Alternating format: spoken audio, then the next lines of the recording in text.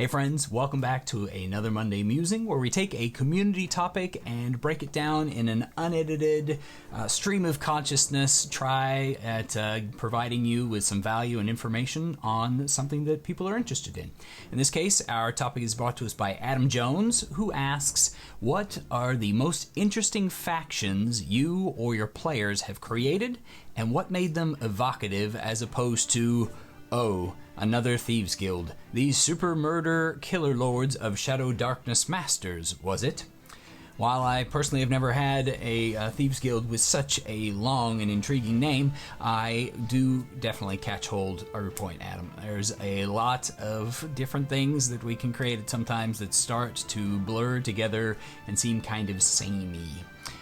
In the interest of not spoiling any ongoing plot lines, I'm going to talk about two from one of my campaigns that I think fit the bill. One is the character-created faction-ish of the Copper Keepers intelligence community, which essentially was one of the players' ideas, or a couple of them got together and they decided that they would start using a extra-dimensional space that they had access to brew their own very cheap swill beer, which they would then ship out at cost or less to various inns, and they would pay the costs actually, and get them out into inns across the Sword Coast, where you would be able to purchase one by telling of a rumor that you knew of to the barkeep in order to get your first drink of Copper Keeper Ale. So they would then, through that community of barkeeps, gather together tons of different rumors, whether they were viable or not, and barkeeps that managed to return a rumor that was useful to the Copper Keepers, the name of their particular group, would get rewarded handsomely out of the adventuring party's coffers, so that they would be able to keep a steady influx of information up and down the coast, particularly on topics that were of importance to them as they tried to hunt down and bring to justice, aka death, permanent, the Archlich Sararak. I feel like this was an evocative creation, mostly because it was player-led and something a little bit innovative, and just required a little bit of buy-in for me that they could create such a thing. And then, we did some quick number crunching, and it's been an awesome means of providing interesting characters and interesting information to their group, and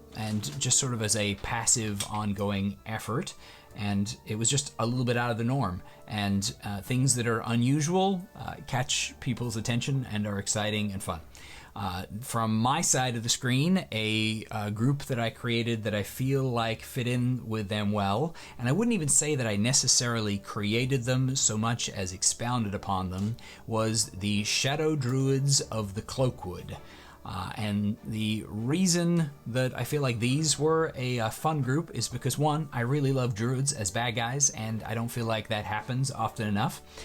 And in this case, they weren't necessarily like super duper bad guys either, even though they were from the Shadowfell, and so they had all the typical emotionless, sort of scary stuff that comes along with that, allying with shadow hounds and displacer beasts instead of the more traditional animals of the forest, and utilizing some strange magics. The Shadow Druids were, to me, a fun group because I put them into conflict with another circle of druids there, the Seniad circle, which was more traditional, and contrasted the two of them against one another. And ultimately, what really made the Shadow Druids a fun opponent was when the realization came that they were really just trying to find somewhere to live after being displaced out of their homes, and they were also being used by, in this case, Sararak and his minions for another purpose. And so the focus upon the good thing that these druids were trying to do. They were refugees trying to find their own home, because that was their actual goal and motivation. It led to this whole arc of play that went from just straight up combative and fighting and stopping them in rituals to getting to know one of their members and discovering their reasons behind it, and then transitioning all the way around into serving as mediators and negotiators in order to allow the Shadow Druids to then become allies to the party. I think that one of the things that makes a faction unique is for us to focus upon the good reason that they have for doing what they're doing. Because most factions, especially enemy bad guys, thieves guild, all things like that, should probably not actually think that they are the bad guy. Most of the time, they're doing it because they have to survive, or they have a noble goal in mind that they're taking to an extreme. By focusing on the good thing that that group wants to accomplish, and then ramping it up to the point where it becomes a bad thing that they want to accomplish it, you take a group and you give it a load of flavor, as they, from their standpoint, are on the moral high ground. They feel like the righteous ones that are going out there and doing what they have to do, and the players literally become the opposition to that force.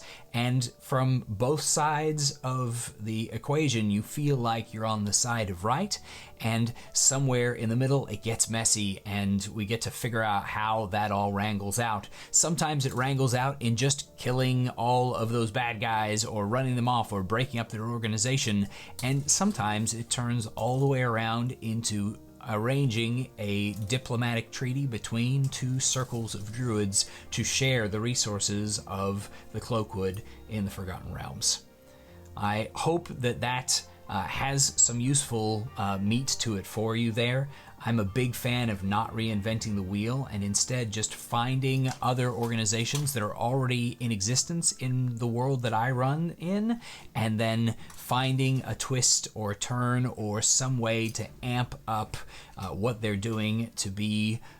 a noble effort on their part, and or to just be a bigger and more interesting hook than a simple "we're a thieves guild and we're here to make money."